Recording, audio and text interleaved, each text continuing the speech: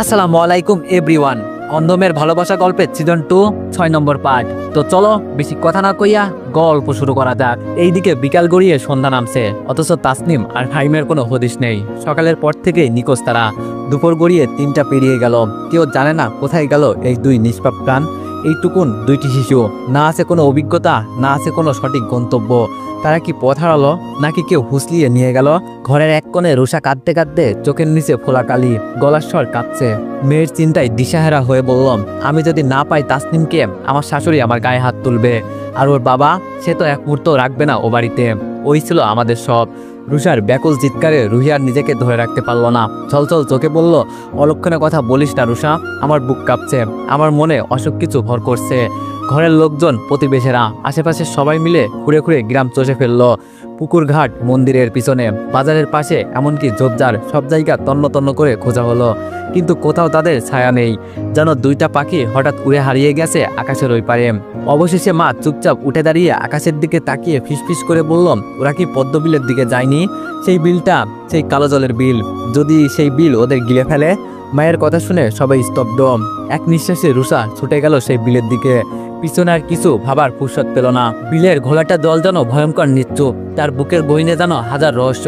সেই পদ্ম ফুলে ঢাকা জলের নিচে যদি লুকিয়ে থাকে কোনো অঘটন। ডুবুরি নামানো হলো বিলের জলে। একজন, দুইজন নয়, 3জন অভিজ্ঞ ডুবুরি মিলে সারি সারি ঘূর্ণায়মান ঢেউয়ের গভীরে খুঁজে চলল। সূর্য ডুবে সন্ধ্যা নামলো, চারিদিকে পাখিরা থেমে গেল, বাতাসে কুয়াশা ছায়া। তবুও পাওয়া গেল না তাসনিম বা ফাহিমের কোনো অস্তিত্ব, কোনো নিদর্শন, এমনকি কোনো শব্দ। বিলের কূলে দাঁড়িয়ে মা বোনেরা কান্নায় ভেঙে পড়ল। রাতের আকাশে চাঁদের আলোয় ভেসে এলো শুধু নিঃশব্দ হাহাকার। সেই হাহাকারেই যেন ডুবে যেতে থাকলো গোটা বাড়ি, গোটা গ্রাম। আর পদ্মবিল সরে রইল নীরব, নির্বিকার, ঠিক আগের মতো সুন্দর অথচ ভয়ঙ্কর। রাতের নিস্তব্ধতা ঘিরে ধরেছে চারিদিক। জানালার ফাঁক দিয়ে ঢুকে পড়া চাঁদের আলো ছুঁয়ে যাচ্ছে বিছানার কিনারা।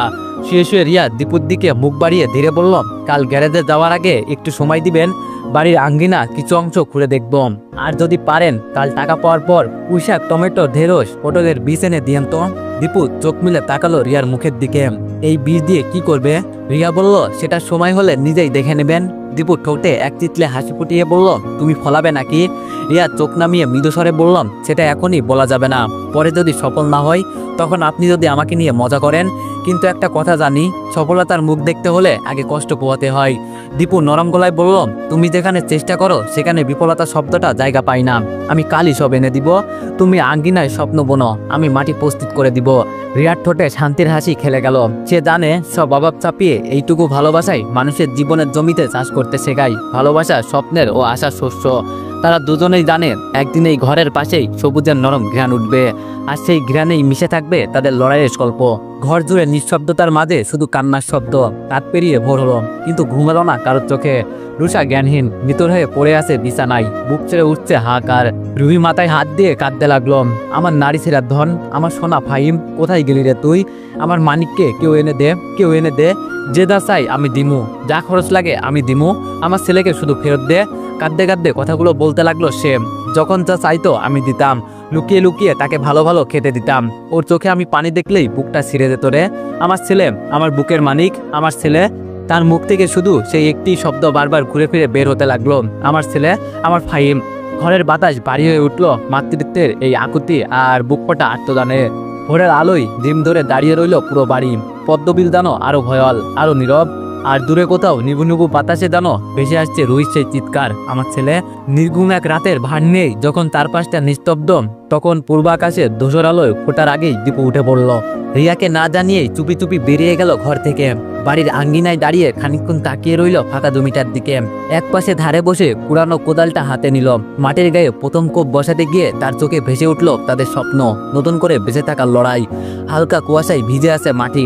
দীপু ধীরে ধীরে ঘুরতে শুরু করলো জমি, এক ফালি স্বপ্নের জমি, যেখানে রিয়া সবুজ ফসল ফলাবে। আর তার সেই ফসলেই হয়তো মিলবে বেঁচে থাকার এক টুকরো আশ্বাস। হাতে কষ্ট, কিন্তু মনটা জেগে উঠেছে। প্রতিটা কোপে জানো সে বলছে, এই জীবনকে সহজে হার মানাতে দিব না। তুমি পাশে আছো বলেই এত কষ্টগুলো সহনীয় হয়ে উঠেছে। জমির এক পাশ প্রস্তুত করে কাঁধে কোদাল তুলে দীপু একবার পিছন ফিরে তাকালো ঘরের দিকে। রিয়াও কখন যেন উঠে দাঁড়িয়ে আড়াল থেকে তাকিয়েছিল চুপচাপ। দৃষ্টিতে জড়ানো ছিল নীরব ভালোবাসা, একরাশ মমতা। রিয়া স্বস্তির নিঃশ্বাস নিয়ে বললাম, আমাকে ডাকলে না যে? দীপু কোদাল থামিয়ে হালকা হেসে বলল, তোমাকে ডেকে কি হবে, শুধু শুধু ঘুম ভেঙে দিতাম। যাও, এখনো সময় আছে, একটু ঘুমিয়ে নাও। রিয়া বললাম, আর জমি প্রস্তুত করতে হবে না, যতটুকু করেছেন ততটুকুতেই চলবে। দীপু মৃদু হাসলো, কোদালটা রিয়ার হাতে দিয়ে বলল, তাহলে তুমি এটা নিয়ে ঘরে যাও, আমি গ্যারেজে যাচ্ছি। রিয়া বলল, খালি মুখেই বুঝি গ্যারেজে যাবেন? দীপু কেমন এক লজ্জা মেশানো ভঙ্গিতে মাথা নামিয়ে বলল, ঘরে তেমন কিছুই নেই রিয়া, যা আছে তার নিজেই খেয়ে নিও। সবসময় আমাকে খাইয়ে নিজে না খেয়ে থেকো না। তুমি বোঝো না, তোমার খাওয়া মানে আমার মেয়ের খাওয়া, আমার প্রাণের শান্তি। রিয়া কিছু বলল না। হাতে থাকা গামছাটা দিয়ে দীপুর ঘাম মুছে দিল নিঃশব্দে। একটা চোখে তাকালো, চোখে কোনো অভিমান নেই, কেবল অটুট ভালোবাসার ছায়া। তারপর ধীরে বলল, কষ্টের ভাতেই যদি ভালোবাসা থাকে তবে সেই আমার প্রিয় খাবার। দীপু বলল, লোকে মুখে শোনা, অভাব যখন দরজায় এসে দাঁড়ায়, ভালোবাসা তখন জানালা দিয়ে পালায়। তাই এই অভাবের সংসারে এই যে নিজে না খেয়ে আমাকে খাওয়ানো, তোমার এত ভালোবাসা আসে কোথা থেকে ম্যাডাম? রিয়া হেসে দীপুর চোখের দিকে তাকিয়ে রইল কিছুক্ষণ, তারপর নিচে সরে বলল, আপনি না খেলে আমার খাওয়াটা গলায় আটকে যায়। ভালোবাসা মানেই তো একে অপরকে আগলে রাখা, আপনি না থাকলে আমার খেয়াল রাখবে কে? দীপু পা থামিয়ে এক পা করে আবার ফিরে এলো রিয়ার কাছে। চোখে মুখে ক্লান্তি থাকলেও সেই চেনা কোমলতা ঠিকরে পড়ছিল তার গলায়। তোমার জন্যই তো বেঁচে থাকার মানে খুঁজি রিয়া। যেই মুখে আমার রুটি তুলে রাখো, যে চোখ আমার না খাওয়া দেখে জলে ভরে ওঠে, তাকে খুশি রাখতে না পারলে আমি কেমন করে স্বামী হই? রিয়া চোখ নামিয়ে ফিসফিস করে বলল, তবে চলুন একটু পান্তা ভাত বানিয়ে দিই, এই পান্তা ভাতে হয়তো ক্লান্তি কিছুটা কমবে আপনার। দীপু হেসে বলল, তুমি যে পাশে আসো সেটাই আমার জন্য পুরো এক পান্তা ভাতের কারখানা। তবু তোমার হাতে বানানো পান্তা ভাতে অন্যরকম তৃপ্তি আছে। চলো আজ এভাবে একটু সুখ খুঁজে নিই পান্তা ভাতে। রিয়াও হেসে পড়ল মৃদু স্বরে। দুজনের পায়ের চাপ জড়িয়ে যেতে লাগলো উঠোনের ভেজা ধুলোর সঙ্গে, যেখানে প্রতিটি কষ্টের মধ্যে ছড়িয়ে আছে ভালোবাসার একটা নরম আলোর রেখা। ভাতের থালায় খানিকটা জল ঢেলে পান্তা বানিয়ে নিঃশব্দে নিয়ে এলো রিয়া। দীপুর সামনে থালাটা রেখে নিজেও পাশে বসে পড়ল। দীপু চামচ হাতে নিয়ে নিজের হাতে রিয়াকে খাওয়াতে লাগলো। রিয়া বলল, আজ কেন জানি তাসনিম আর ফাইমকে খুব দেখতে ইচ্ছা করছে। দীপুর কণ্ঠটা যেন হঠাৎ ভারী হয়ে এলো। রিয়া মৃদু স্বরে বলল, এই বাড়িতে বাচ্চা বলতে তো ওরাই ছিল, যখনই আসতো পুরো বাড়ি যেন প্রাণ ফিরে পেত। হাসি কান্না দৌড়ঝাঁপ সবই একরাশ জীবন ছিল ওদের মধ্যে। বড়রা ভুল করেছে, সিদ্ধান্ত নিয়েছে, কিন্তু শিশুরা তো কোনো দোষ করেনি, তাই হয়তো তাদের কথা বেশি মনে পড়ে। দীপু ভারী কণ্ঠে বলল, হয়তো। গ্রামের লোকেরা এবার আর কোনো সন্দেহ রাখলো না। ফাহিমা তাসনিমকে এই কালো বিলি গ্রাস করেছে। এই নিরীহ শান্ত প্রকৃতির মুখোশের আড়ালে লুকিয়ে থাকা সেই মরণ ছায়া, যার সৌন্দর্য শুধু নয়, রয়েছে এক ভয়ঙ্কর আত্মা, যা তরতাজা প্রাণ টেনে নেয় নিজেদের তলে। বিলের পারে মুখ থুবড়ে পড়ে রইল রুষা, অচেতন নয় কিন্তু জ্ঞানের অতল গভীরে হারিয়ে যাওয়া এক গর্ভধারিণী মা। তার ঠোঁট কাঁপছে, চোখ অশ্রু শূন্য, ভেতরটা যেন খালি হয়ে গেছে। একটা মেয়ে, একটাই তো ছিল আমার প্রাণ, আমার পরিচয়, ওকে ছাড়া আমি ফিরবো কোথায়, কার কাছে? কেউ জবাব দিতে পারল না। গ্রামের হুজুরেরা এসে বললেন, এই বিল শান্ত নয়, এটার পেট জুড়ে আছে লোভ, খাসির তরতাজা রক্ত চাই ওর, তবে হয়তো ফিরিয়ে দিবে হারানো দুটো প্রাণ। রুহি এক মুহূর্ত দেরি করল না। জমি বিক্রির টাকা থেকে 25,000 টাকা দিয়ে কিনে ফেললো গ্রামের সবচেয়ে মজবুত স্বাস্থ্যবান খাসিটা, কারণ সে জানতো ওদের প্রাণের দাম সে দিতে পারবে না। তবে চেষ্টা থেমে গেলে বাকি জীবনটা শুধু অনুশোচনায় পড়তে হবে। বিলের কিনারে সেই খাসি বলি দেওয়া হলো। রক্তের লাল ধারা ধীরে ধীরে মিশে গেল কালো জলে। সমস্ত গ্রাম নিঃশব্দে তাকিয়ে রইল। এক ফালি হাওয়া উঠল, আর হঠাৎ সেই নিষ্পাপ জলের উপর ভেসে উঠল ছোট্ট দুটির মৃতদেহ, ফাহিম ও তাসনিমের। বুক ফেটে কান্না ভেসে উঠল আকাশে। জীবন থেমে গিয়েছে, কিন্তু মাতৃত্বের স্পন্দন থামে না। রুহি ছুটে গিয়ে জড়িয়ে ধরল শিশু দুটির মৃতদেহ, যেন নিজের বুকের উষ্ণতায় আবার প্রাণ ফিরিয়ে দিতে চায়। আমার মানিক, আমার নারী সেরার ধন, চোখ খুলো বাবা, মা এসেছে। কিন্তু তাদের চোখ আর খোলেনি, আর কোনো হাসি ফোটেনি। বিল নিল, আবার ফিরিয়ে দিল, তবে প্রাণ নয়। স্মৃতি হয়ে ফিরে হলো দুটি নিষ্পাপ শরীর। রুহির বুক ফাটা কান্নায় কেঁপে উঠল পুরো বিলপাড়া। চারপাশে যেন বাতাস থমকে গেল। পাখির কিচির মিচির থেমে গিয়ে শুধু শোনা যাচ্ছে রুহির আকুল আহাজারি। আমার সোনা বাবা, তুই আমারে ফেলে কেমনে চলে গেলি রে? তুই তো কইছিলি তোর গাড়ি লাগবে, বড় বড় গাড়ি, মা তোকে সব দিবে। তুই তো বলছিলি তোর বোন ছাড়া বাড়ি যাবি না। দেখ তোর বোনও তোর লগে গেছে রে বাবা। রুষা হু হু করে কাঁদছে। মা হয়ে বুকের ভেতরটা যেন খালি হয়ে গেছে। মৃদুল হাঁটু গেড়ে বসে পড়েছে মাটিতে। মৃদুলের বন্ধু ছুটে গিয়ে খবর দিল রুষা ও রুহির শ্বশুর বাড়িতে। বাচ্চা হারানোর দুঃখ যতটা না তাদের, তার চেয়ে বেশি ছিল আশঙ্কা, ওই বাড়িতে এই সংবাদ পৌঁছালে কি হবে। দুপুর গড়িয়ে বিকেল পেরোতেই দেখা গেল ধুলো উড়িয়ে দুটা মাইক্রোবাস এসে থামলো উঠোনে। নেমে এলেন রুষার শাশুড়ি, শ্বশুর, দেবর আর তার মা। আরেক গাড়ি থেকে নেমে এলো রুহির শ্বশুর বাড়ির লোকেরা। চোখ মুখে উত্তাপ, কণ্ঠে ব্যাকুলতা। রুষা শাশুড়ি নাতনির বুকে জড়িয়ে হাউমাউ করে কেঁদে উঠল। আমার নয়নের মণি ও তাসনিম, ওঠো দিদি ভাই, ওঠো, তুমি দিদার সাথে ঘুরতে যাবে না? কও না দিদি ভাই। রুষার শ্বশুর আড়াল থেকে চোখের জল মুছতেছিল। দুঃখে কষ্টে মা এক কোণে দাঁড়িয়ে কাপা গলায় বললেন, বাচ্চারা কোনো পাপ করেনি, হয়তো আমাদেরই কোনো দোষ ছিল। আমাদের সংসার ভাঙনে ওদের প্রাণ গেল। গ্রামের পুরুষেরা নিঃশব্দে এগিয়ে এলো। ছোট ছোট দুইটি কাঠের তাবুত বানানো হলো। তাসনিম আর ফাহিমকে শেষবারের মতো গোসল করানো হলো বিলারি পবিত্র চলে। যার কালো বুক থেকে ফিরে আসা এই শিশু দুটি আর কখনো কথা বলবে না, হাসবে না। জনম জুড়ে পুড়ে যাওয়া মায়ের মুখে এখন শুধু একটাই প্রার্থনা, আল্লাহ ওদের বেশ দিও, ওরা তো তোমার ফেরেশতার মতোই ছিল। সূর্য তখন অশ্রু যাচ্ছে। আর সেই রক্তিম আকাশের নিচে ফাহিমা তাসনিমের ছোট দুটি জানাজাই গোটা গ্রাম মাথা নিচু করে দাঁড়িয়ে থাকলো। চোখের জলেই যেন জানাজার অজু সারা হলো। নাতনির কবরের মাটি তখনও শুকায়নি। কবরের পাশে বসে থাকা রুষার শাশুড়ি মুখ থমথমে, চোখ লাল, দৃষ্টিতে বিষ। চারপাশে শোকাবহ পরিবেশ ছাপিয়ে একসময় কণ্ঠে তীব্র বিষণ্ণতা নিয়ে বলে উঠলেন, কলঙ্কিনী, তোর কারণে আমার নয়নের মণি আজ মাটির নিচে। নিজের ছেলেকে উদ্দেশ্য করে বললেন, আমি তোদের আগেই বলেছিলাম এই মেয়ের ছায়াও মন্দ। আজ আমার কথা সত্যি প্রমাণ করলো রে। আমার নাতনি ছিল আমার খেলার সাথী, আমার বাড়ির আলো।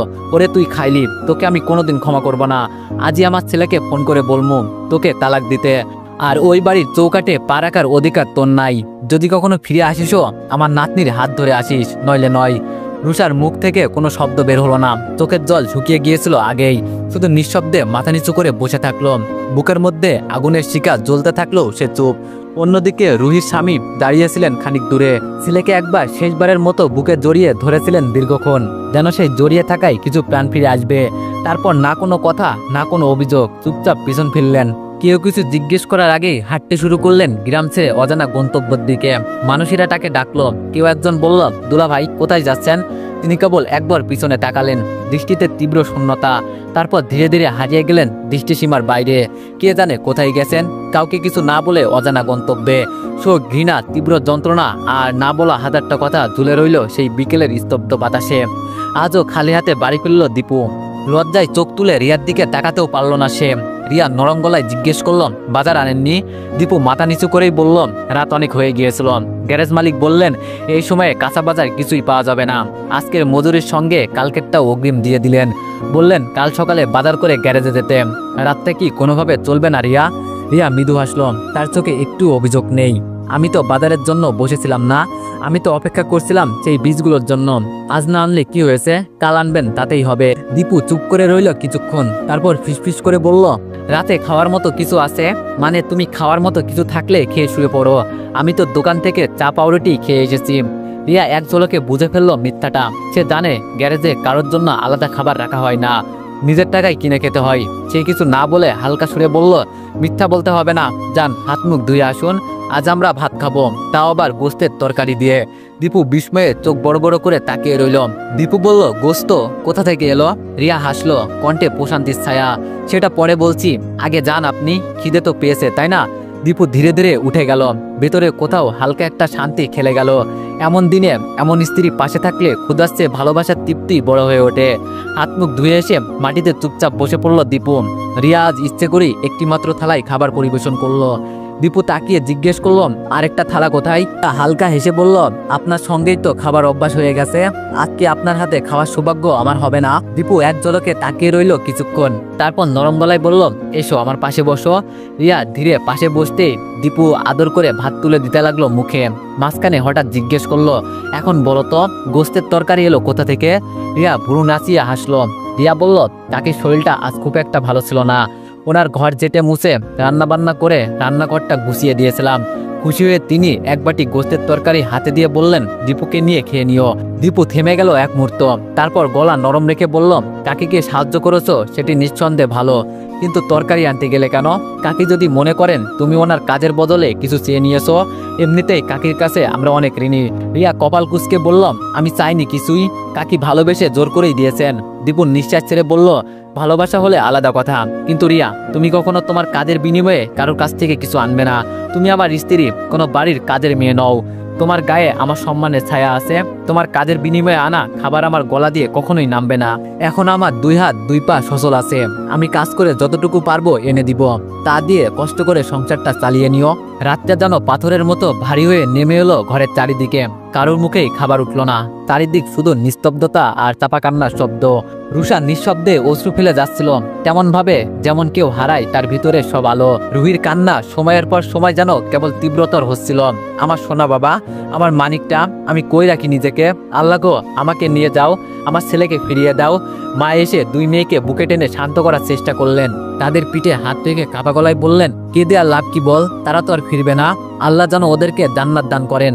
বাবা এবার চুপ থাকা ভেঙে ঠান্ডা গলায় বললেন, সব তোদের পাপের ফল রে মা। তার গলায় অভিমানের পাশাপাশি বিষাদার ক্লান্তি মিশেছিল। তোরা ধীরে ধীরে হিংস্র হয়ে গেছিলি।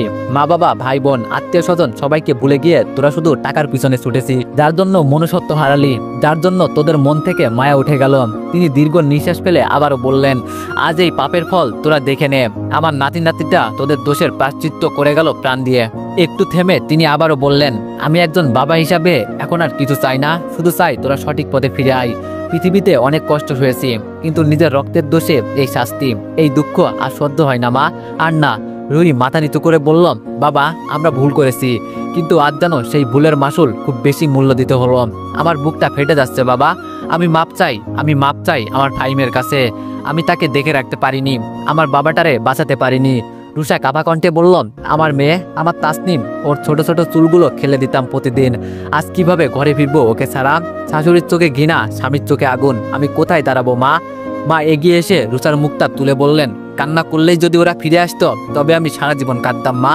আল্লাহর কাছে চাও, তওবা করো। মাপ চাইবার দরজা এখনো বন্ধ হয়ে যায়নি। বাবা পিছন ফিরে জানালার দিকে চেয়ে এক দৃষ্টিতে বললেন, মানুষ যেমন চাষ করলে ফসল পায়, তেমনই কর্ম করলে তার ফলও পায়। আজ তোরা যা হারিয়েছিস তা কখনো পূরণ হবে না, কিন্তু বাকি জীবনটা যেন সত্য ন্যায়ের পথে চলে কাটাস, এটাই চাওয়া আমার। ঘরের বাতাস ভারী হয়ে রইল নিঃশব্দ অনুশোচনায়। বাইরে তাদের আলোয় কুয়াশায় গড়িয়ে পড়ছিল, ঠিক যেন তাসনিম আর ফাহিমের অনুপস্থিতির হিমেল শোক। সেই শোক ঘিরে রাখল গোটা ঘরটাকে, নিঃশব্দে নিঃশেষে। মৃদুল ব্যঙ্গ ভরে বলল, বাবা এটা জাস্ট একটা দুর্ঘটনা ছিল, আর তোমরা কি না কি বানিয়ে ফেলছো। আশ্চর্য লাগে তোমাদের এই নাটকীয়তা দেখে। সত্যি তোমরা পারো বটে। একটুখানি কান্না আর কিছু ধর্মের ভয় দেখিয়ে সব দোষ চাপিয়ে দিলে আমাদের ঘাড়ে। যে পাপ পাপ বলে চিল্লাছো না, এখানে পাপের কিছুই নেই। যা হয়েছে তা কেবলই রুহি আর রুষার খামখেয়ালির জন্য। যদি তারা বাচ্চা দুটোকে দেখে দেখে রাখতো তাহলে আজ এত বড় দুর্ঘটনা ঘটতো না। তার কথা শুনে ঘরের বাতাস যেন হঠাৎ থমকে গেল। বাবা শোয়া থেকে উঠে বসলেন। দুর্ঘটনা নয় মৃদুল, এটা তোদের পাপের আর অবহেলার ফল। এমন নির্মম ব্যাখ্যা দিয়ে কি নিজের আত্মাকে তুই সান্ত্বনা দিচ্ছিস, না আমাদের ব্যথার উপহাস করছিস? ঘর জুড়ে নেমে এলো অস্বস্তিকর নিস্তব্ধতা। চুপ করে দাঁড়িয়ে রইল মৃদুল, কিন্তু চোখে মুখে কোনো অনুশোচনার ছায়া নেই। দীপু সকাল সকাল ঘুম থেকে উঠে বাজারের থলে হাতে রওনা দিল। নতুন শহর, নতুন রাস্তা, চিনে আসো না সবকিছু আজ অদ্ভুত একটা অনুভূতি। রিয়া আর স্নেহা তখনও ঘুমিয়ে। বের হওয়ার আগে মেয়ের কপালে হাত রেখে মৃদু এসে বেরিয়ে যায় সে। বাজারে প্রতিটা দোকানে খুঁটিয়ে খুঁটিয়ে দেখে কোনটা সস্তা, কোনটা টাটকা, কোনটা কেনার জন্য উপযুক্ত। সব কেনাকাটা সেরে সে হাঁটা দেয় ঘরের পথে। এই শহরে সে এখনো নতুন, রাস্তাগুলো সব মুখস্থ হয়নি তার। তবু আজ যেন হাঁটার পথটাই আলাদা একটা শান্তি দিচ্ছিল। ঠিক তখনই সামনে এসে দাঁড়ায় একটা চকচকে প্রাইভেট কার। কিছুটা ধোয়াটে কাজ নামাতে বেরিয়ে আসে এক চেনা মুখ। এক মুহূর্তের জন্য থমকে দাঁড়ায় দীপু। সেই মুখ যে মুখ একদিন কান্না জড়ানো কণ্ঠে বলেছিল, দীপু চলো না পালিয়ে যাই, ওরা আমাকে জোর করে বিয়ে দিয়ে দিচ্ছে শহরের কোনো এক বড়লোক পরিবারে। তখন দীপুর উত্তর ছিল, আমি বাড়ির বড় ছেলে, আমার ভালোবাসা সংসারের ভিতরে বাধা। পরিবার যেটা চাই সেটাই করো, ভালো থাকবে তুমি। আমি শূন্য, খুবই শূন্য, আমার কাছে এসে কিচ্ছু পাবে না তুমি। তখন মেয়েটি বলেছিল, আমার কিচ্ছু লাগবে না, শুধু তুমি হলেই চলবে। তখন দীপু বলেছিল, জীবনে চলার জন্য অনেক কিছুই প্রয়োজন হয় অধরা, আমি তোমাকে কিচ্ছু দিতে পারবো না। আমি পরিবারের বড় ছেলে, পরিবারের সকল ভার আমার উপর। এখন তাদের এই অবস্থায় ফেলে দিয়ে কাপুরুষের মতো তোমায় নিয়ে পালিয়ে যাই কি করে বলো? সেই দিন মেয়েটা বড্ড অভিমান নিয়ে উল্টো পথে হাঁটা ধরেছিল। শত চেষ্টার পরও আর দেখা হয়নি তার সাথে। আজ 18 বছর পর জীবনে এই মোড়ে সেই মুখ আবারও তার সামনে। কিন্তু আজ দীপুর মনে উত্তেজনা নেই, নেই কোনো পুরনো অনুভূতির জোয়ার। শুধু একটা দীর্ঘশ্বাস বেরিয়ে আসে, ভালোবাসা বারবার হয় কিনা জানি না, কিন্তু রিয়াকে দেখার পর তোমার পরে দ্বিতীয়বার আমি তাকে ভালো না বেসে পারিনি। একটা সময় ছিল যখন দীপু মনে করত এই মেয়েটাকে ছাড়া হয়তো সে বাঁচতেই পারবে না, অথচ আজ 18টা বছর পেরিয়ে গেছে, তবুও সে বেঁচে আছে। সত্যি সময় কখনো কারোর জন্য থেমে থাকে না। দীপু তাকিয়ে রইল মেয়েটা শান্ত নির্মল মুখের দিকে। এই জীবনে মেয়েটার চাওয়া খুব বেশি কিছু ছিল না, শুধু তাকে চেয়েছিল। অন্য প্রেমিকদের মতো দীপু তাকে মহামূল্য কিছুই দিতে পারিনি, তবুও টিফিনের টাকা জমিয়ে যতটুকু পেরেছিল ভালোবাসা ততটাই উজাড় করে দিয়েছিল। হঠাৎ মেয়েটার ডাকে ভাঙলো তার মনোযোগ। দীপু, তুমি এখানে? দীপু বলল, আমি এখানে থাকি। অধরা বলল, বিয়ে করেছ? দীপু বলল, হ্যাঁ, একটা মেয়েও আছে। অধরা বলল, কেমন আছো তুমি? দীপু বলল, ভালোই। তুমি কেমন আছো অধরা? অধরা বলল, এই তো ভালোই, ছেলেকে নিয়ে স্কুলে যাচ্ছিলাম, তোমায় দেখে একটু থেমে গেলাম। নিয়তি কি অদ্ভুত, তাই না? আজ 18 বছর পরে এসেও আমাদের দেখা হয়ে গেল। মৃদু হাসলো দীপু। অধরা বলল, হাতে দেখি বাজারের থলি, বাজারে গিয়েছিলে বুঝি? দীপু বলল, হ্যাঁ। অধরা বলল, তাহলে যাও, গৃহিণী নিশ্চয়ই অপেক্ষা করছে তোমার জন্য। দীপু আবারও হাঁটা শুরু করলো। ঠিক তখনই পেছন থেকে অধরা ডাক দিল, দীপু। দীপু পিছন ফিরে তাকালো। অধরা নিজের গলা থেকে স্বর্ণের চেনটা খুলে দীপুর হাতে দিয়ে বলল, এটা আমার তরফ থেকে তোমার মেয়ের জন্য উপহার, আর তোমার জন্য শেষ স্মৃতি বলেও ভাবতে পারো। উপহার ফিরিয়ে দিতে নেই, তাই নিঃশব্দে চেনটা হাতে নিয়ে কিছুক্ষণ স্থির দাঁড়িয়ে রইল দীপু। হঠাৎ যেন চারপাশটা নিস্তব্ধ হয়ে এলো। পুরোনো দিনের অনেক চেনা অচেনা অনুভূতি এসে ভিড় জমালো বুকের মধ্যে। তবু সবকিছুর মাঝেও একটাই প্রশ্ন বুক চিরে উঠতে লাগলো, এই চেনটা রিয়াকে দেখালে সে কি ভাববে, কি বলবে? দীপু জানে রিয়ার কাছে সে কোনো কিছুই গোপন রাখতে চায় না। এই স্বর্ণলঙ্কের ওজন যতটা না সোনার, তার চেয়ে বেশি পুরনো স্মৃতির। তো এভরিওয়ান, নেক্সট পার্টের জন্য অপেক্ষা করো। ধন্যবাদ।